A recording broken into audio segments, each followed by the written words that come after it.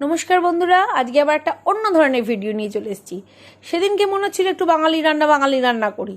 আসলে চারদিকে এত পুজো পার্বণ গেছে, আর সেই সময় তো আমি স্টল নিয়ে যথেষ্ট ব্যস্ত ছিলাম, ফলে আমার আর বাঙালি রান্না করেও খাওয়া হয়নি। তো আমার মনে হলো যে একটা কোনো অনুষ্ঠানের ছুতোয় যদি একটু বাঙালি রান্না করা যায়, কারণ আর মা চলে যাবার পর পাত পেরে আর বসে ডেকে কেউ খাওয়ায় না।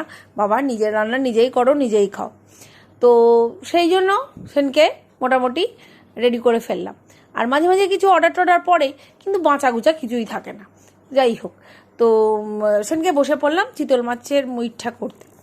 তো আরও অনেক সঙ্গে রান্না করেছিলাম, কিন্তু চিতল মাছের মুইঠাটাই ভিডিও করার সুযোগ পেলাম, তো করে ফেললাম টুক করে। তোমরা অনেকেই জানে চিতল মাছের মুইঠা করতে, কেননা বাংলাদেশের এবং এপার বাংলার দুজনেরই ঘরে খুব পরিচিত খাবার এটা। প্রথমেই বাজার থেকে বাবা ঝামেলা রাখিনি, কাটিয়ে নিয়ে এসেছিলাম, মাছটাকে ছাড়িয়ে নিয়ে এসেছিলাম। ওরে বাবা, ওই কাঁটার সঙ্গে লড়াই করার ক্ষমতা অন্তত তখন ছিল না। সময় মতো কেটেছি, কাটতেও পারি। বলবে হ্যাঁ না, রেডিমেড মাছ নিয়ে চলে এসছে তারপরে করছে।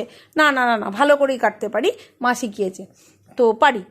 তো সেদিনকে আমি নিয়ে চলে এসেছিলাম চিতল মাছ, ছাড়ানো চিতল মাছটা।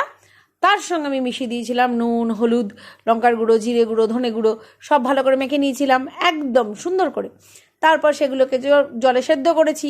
দেখো, একটু সর্ষের তেল মাখিয়ে হাতে টপ টপ টপ টপ করে ফেলে দিয়েছি। তারপরে ভেজে নিয়ে ওগুলোকে তুলে নিয়েছি। তুলে নিয়ে এবার একদম পরিষ্কার তেলে, ভালো করে তেল দিয়ে নুন, লঙ্কা, জিরে, ধনে আবার দিয়ে আদা রসুন বাটা সব দিয়ে ভালো করে কষিয়ে করে ফেললাম চিতল মাছের মুইঠা। কেমন লাগলো জানিও, কিন্তু আবার চলে আসবো নতুন ভিডিও নিয়ে।